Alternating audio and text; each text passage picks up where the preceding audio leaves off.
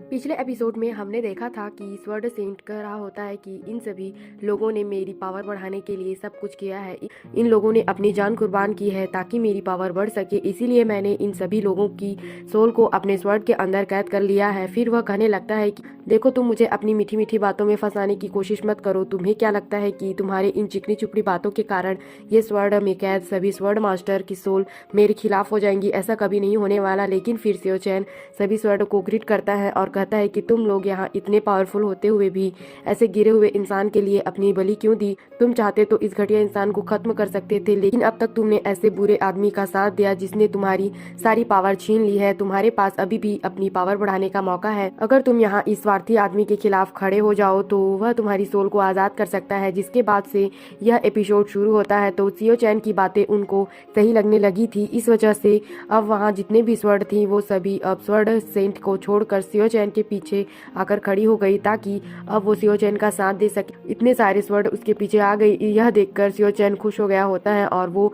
Sword Saint से कह रहा था कि आज मैं सभी सोल को आजादी दिलाऊंगा। तुमने खुद को पावरफुल बनाने के लिए इन मासूम मास्टर की सोल को बहुत तकलीफ दी है। आज तुम्हें तुम्हारी गलतियों की सजा मिलने वाली है और वो सजा मैं तुम्हें अपनी हाथों से दूंगा। अब दुनिया की कोई भी ताकत तुम्हें यहाँ नहीं बचा सकती। ये सुनकर स्वर्ड सेंट हैरान रह गया कि इस सियो चैन की यहाँ आने की हिम्मत कैसे हुई। इस सियो चैन ने मेरे मास्टर की सोल को भी अपनी तरफ करके अच्छा नहीं किया। चाहे कुछ भी हो जाए, मैं इस सियो चैन को जिंदा नहीं छोड़ूंगा। आखिर इसकी हिम्मत कैसे हुई कि ये मुझसे मेरी टेक्निक को छीन ले? उसने बहुत बड़ी गलती की है। अब वह अपनी पावर का इस्तेमाल करके जितने भी स्वर्ड सियो चैन की तरफ गए थे वह सभी लोगों को जबरदस्ती अपनी तरफ खींच लेता है, जिससे वह उन सभी का इस्तेमाल करके एक फॉर्मेशन बना सके और इस फॉर्मेशन की मदद से वह सियो चैन को खत्म कर सके। वहाँ पर वह फॉर्मेशन काफी मजबूत लग रहा होता है, जिसका इस्तेमाल करके उसने सियो चैन के ऊपर अटैक करने की कोशिश करता है। लेकिन सियो चैन भी इसके लिए तैयार था। उसने फिर से वहाँ पर अपनी पावर को एक्टिवेट कर लिया और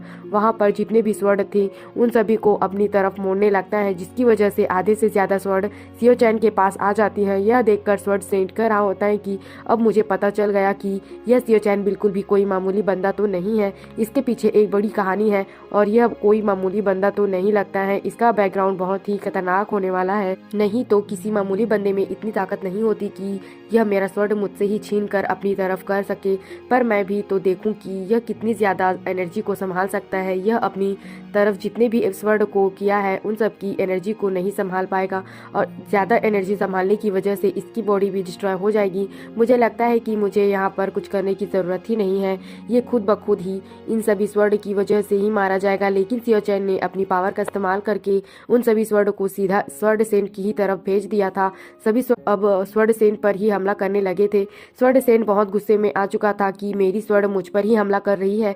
वह एक शील्ड बनाकर उन सभी हमलों को रोकने की कोशिश करता है, लेकिन अब स्वर्ड फिर से स्वर्ड सेंट के कंट्रोल में नहीं जा रही होती है। वह पूरी तरह से अब सियो चैन के कंट्रोल में आ चुकी होती है।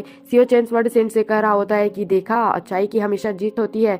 मैंने यहाँ मौजूद सभी मास्टर की सोल से वादा किया है कि मैं उन्हें आज़ादी दिलाऊंगा, इसीलिए वे मेरे पास आए हैं। दुनिया में आज़ादी से बड़ी और कोई चीज़ नहीं है, इसीलिए अब तुम भी यहाँ आज़ाद होने के लिए यानी कि मरने के लिए तैयार हो जाओ। इसके बाद सियो चैन ने बहुत सारे स्वर्ड को स्वर्ड सेंट की तरफ भेज देता है जो उन्हें डिस्ट्रॉय कर रहे होते हैं। अब तो बहुत कम चांस लग रहा होता है कि यह इस अटैक के बाद स्वर्ड सेंट बच पाएगा। दूसरी तरफ हम जंगली को देखते हैं जो बाजार के अंदर चैंग मास्टर को खोज रहा होता है। वह अपने साथियों से कह रहा होता है कि जाओ और पूरे बाजार की खोज करो ताकि पता चल सके कि चैन मास्टर कहाँ जाकर छुप गया है। हमें उसे जल्दी से ढूंढना है इससे पहले कि कोई उसे परेशानी में डाले। लेकिन इससे पहले कि वह कहीं जा सके मास्टर चैन वहां आ जाते हैं और किंग राव के अटैक के कारण वह पूरी तरह से जख्मी हो गया था। उसकी हालत बहुत ज्यादा खराब हो गई होती है। सभी उसके पास जाते हैं और उसे संभालते हैं और कहने लगते हैं कि मास्टर चैंग, तुम्हें क्या हुआ? किसने तुम्हारी ऐसी हालत की है? मास्टर चैंग बस यही कह रहे होते हैं कि मेरी चिंता मत करो, जाओ जैंगमिन को बचाओ, नहीं तो वह किसी मुसीबत में पड़ जाएगी। और इतना कहकर वह वहीं पर बेहोश हो जाता है। दूसरी तरफ हम सियो चैन को देखते हैं जिसने अपने पीछे एक बैग लटकाए रखा था और वो सारी स्वर्ड उसके अंदर थी और अब यहाँ वो सारी स्वर्ड सियो चैन का साथ देगी और उनका इस्तेमाल करके अब वह किसी का भी आसानी से बैंड बजा सकता है। जिस तरह से उसने स्वर्ड सेन का बचाकर उसको खत्म कर दिया। उसके बाद सियो चैन वहाँ से लिंगम सेक्टर जाने के लिए निकल, क्योंकि उसे पहले ही बहुत ज्यादा देर हो चुकी थी। अगर उसने और भी ज्यादा देरी की तो पूरा लिंगम सेक्टर डिस्ट्रॉय हो जाए। फिर वहाँ जो एक स्वर्ड होती है वो अपने आप को बहुत बड़ा बना लेती है ताकि सियो चैन उस पर सवार होकर बिजली की स्पीड से लिंगम सेक्टर तक पहुँच सके। सियो चैन बहुत खुश था कि अब उसके पास वहाँ बहुत सारी डिवाइन स्वर्ड है। अब मेरा साथ देने वाली है। मैं कितना किस्मत वाला हूँ कि वो मेरा साथ देगी। इसका इस्तेमाल करके मैं बड़े से बड़े दुश्मन को भी खत्म कर सकता हूँ। जिसके बाद वो वहाँ पूरी स्पीड से लिंगम सेक्ट में जाने लगता है। दूसरी तरफ लिंगम सेक्ट के अंदर पाइथन और फायरी की मार्शल स्पिरिट अभी भी आपस में लड़ाई कर रही होती है, जहाँ पर मार्शल स्पिरिट ने पाइथन की स्पिरिट को खत्म करने की कोशिश कर रही होती है। वहीं मास्टर ने अब पाम टेक्निक का इस्तेमाल करके मार्शल स्पिरिट पर हमला करने की कोशिश करता है। सब लोग ये देखकर हैरान रह गए थे कि उनकी पाम टेक्निक कितनी ज्यादा स्ट्रांग है। पिछली बार जब हम फाइट करने के लिए आए थे तो इस मास्टर के पास वो खास टेक्निक नहीं थी, लेकिन अब बस उसकी पाम टेक्निक को देखो, वह कितनी ज़्यादा स्ट्रांग हो गई है। मैं कंफर्म कर सकता हूँ कि यह टेक्निक उसे किसी और ने नहीं बल्कि सियो चैन ने ही सिखाई होगी। इसलिए मास्टर इतना एटीट्यूड दिखा रहे थे क्योंकि सियो चैन ने उसे पाम टेक्निक जो सिखाई है उसे अच्छी अच्छी टेक्निक सिखाई है। क्योंकि फायरी की मार्शल स्पिरिट का तो वहाँ पर पाम टेक्निक की वजह से बैंड बच गया होता है। उसके बाद पाइथन की स्पिरिट ने उसके ऊपर हमला करना शुरू कर दिया था। इसकी वजह से उसकी हालत काफ़ी ज़्यादा खराब हो चुकी थी। जैसे मार्शल स्पिरिट को तकलीफ हो रही होती है, अब वही फायरी को भी हो रही होती है। मास्टर यह देखकर बहुत ज्यादा खुश हो गया होता है। सियो चैन के द्वारा सिखाई गई टेक्निक बहुत ही अच्छी है, क्योंकि मैंने सोचा भी नहीं था कि इस टेक्निक का इस्तेमाल करके मैं फायरी की मार्शल स्पिरिट को इतनी आसानी से खत्म कर दूंगा। और एक ही हमले से फायरी की मार्शल स्पिरिट गायब हो चुकी थी और यहाँ फायरी की हालत भी बहुत ज्यादा खराब हो चुकी थी। लेकिन फिर मास्टर की पाइथन स्पिरिट पर एक बहुत स्ट्रॉन्ग अटैक हो जाता है।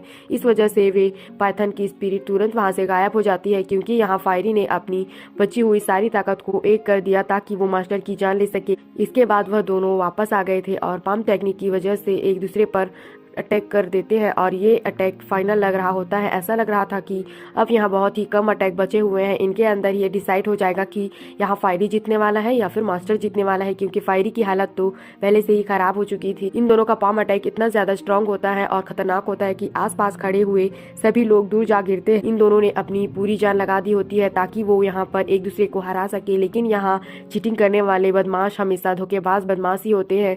जिसके बाद एल्डर फैंग ने पीछे से चोरी चोरी चुपके चुपके मास्टर पर अटैक कर देता है, जिसकी वजह से उसका पाम अटैक वहीं पर खत्म हो जाता है। क्योंकि जैसे ही एल्डर फैंग ने देखा कि यहाँ पर मास्टर जीतने वाला है तो उसने मास्टर के ऊपर अटैक कर दिया। फायरी यहाँ पर एल्डर फैंग से कह रहा होता है, आखिर तुमसे किसने कहा कि मेरी इस लड़ाई में अपनी टांग घुसाने के लिए तुम यहाँ नहीं आए होते तो मैं आसानी से इस मास्टर को हरा दिया होता है। लेकिन एल्डर फैंग कह रहा होता है, देखो यहाँ पर ज्यादा चालाकी मत करो तुम भी, और यहाँ खड़े सभी लोग जानते हैं कि अगर मैं बीच में नहीं आया होता तो यह मास्टर तुम्हारा बैंड बजा चुका होता। तुम्हें तो बल्कि मेरा शुक्रिया करना चाहिए, क्योंकि मैंने सही वक्त पर यहाँ आकर तुम्हारी जान बचाई और तुम्हारी इज्जत बचाई और उल्टा तुम मुझ पर चिल्ला रहे हो।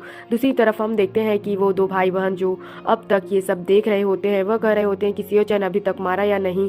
वो लोग कह रहे होते हैं कि यहाँ हमने कई सारे सेक्टों को आपस में मिला रखे हैं ताकि वो मिलकर सियो चैन को मार सके, लेकिन पता नहीं ये सियो चैन कहाँ छुप कर बैठा है। उम्मीद है कि हम सब यहाँ मिलकर सियो चैन के साथ साथ उसके लिंगम सेक्ट को भी खत्म कर देंगे। इस बार वो बच नहीं सकता। वहाँ पर वो लड़की कह रही होती है कि पिछली बार भी सियो चैन ने हमारी बैंड बजा दिया था और इस बार भी वो बैंड बजा सकता है। सियो चैन को शायद हराना इतना ज्यादा भी आसान नहीं है, इसके लिए अभी से खुश होने की जरूरत नहीं है। जिस पर वो लड़का कहता है कि रात गई बात गई, पिछली बार जो भी हुआ उसे भूल जाओ, इस बार एक नए तरीके से शुरुआत है। जिसके बाद सियो चैन अब मेरे सामने खड़ा भी नहीं हो पाएगा, उसकी मौत तो तय है और आज देखना वो जरूर मरेगा। उसकी मौत के बाद मैं आज पार्टी करने वाला हूँ। इतना कहकर ये एपिसोड यहीं पर खत्म होता है। तो अगर आप अगला एपिसोड भी देखना चाहते हो तो हमारे चैनल को सब्सक्राइब और लाइक करना।